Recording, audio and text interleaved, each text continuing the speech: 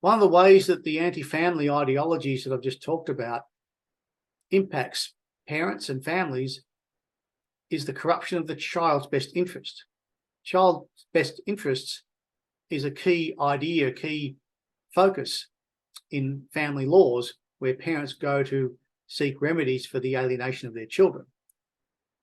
So the first aspect of that is that in some jurisdictions, particularly here in Australia, there are proposals to remove the presumption of shared parenting and care from our family law system. This removes any idea of a family from family law. So you have a family law that has no families in it. Well, that's not a family law, actually. It's something else. That devalues the idea of family relationships as being the best for children. Goes back to the previous point that that's a core factor in that ideology, which means that children can be cut adrift from their parents, also because children say so, because they get to decide. The other corruption is that parents and caregivers have a responsibility to their children and their children's rights, according to the United Nations Charter of the Rights of the Child, but they have no right to exercise it, despite the fact that the Charter of Rights includes a state responsibility to parents. So parents are denied the capacity to exercise their responsibilities. That is a way of legalising the abolishment of families. Child's best interests, I would suggest, has been hijacked by these ideologies. The family laws are littered with false claims of family violence that are actually deliberately misleading. And there is research to suggest that a very high proportion, up to 25% of such claims, are deliberately false, deliberately misleading, and designed to mislead the judge. We see more and more the weaponising of conditions like neurodiversity and gender diversity.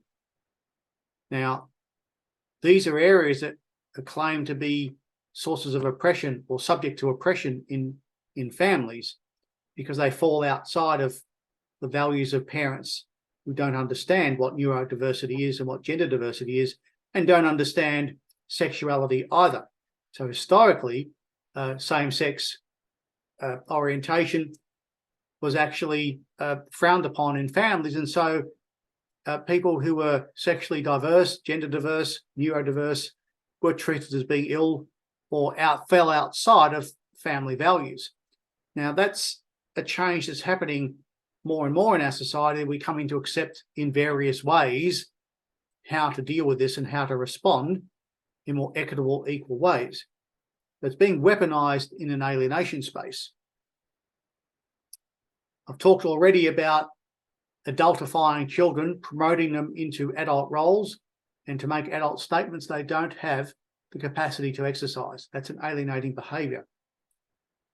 The issue with the child's best interests is that it conceals the exploitation around alienation, the way children's relationships are monetised, the deals that parents are encouraged to make for their children to have a relationship with them involve the exchange of assets.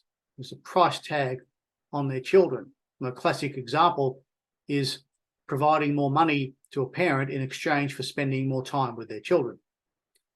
Child support is a great example that parents are legally obliged, legally responsible to pay child support, but the state is not responsible for ensuring there's a relationship that accompanies it.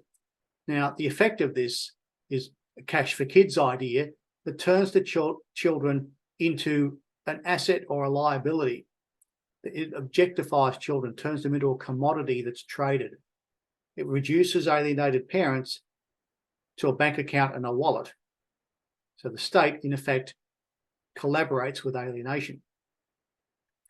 Often the state finds themselves in a position of justifying bad parenting in the child's best interest by leaving children in the care of parents they know are harming them for want of a solution to the problem.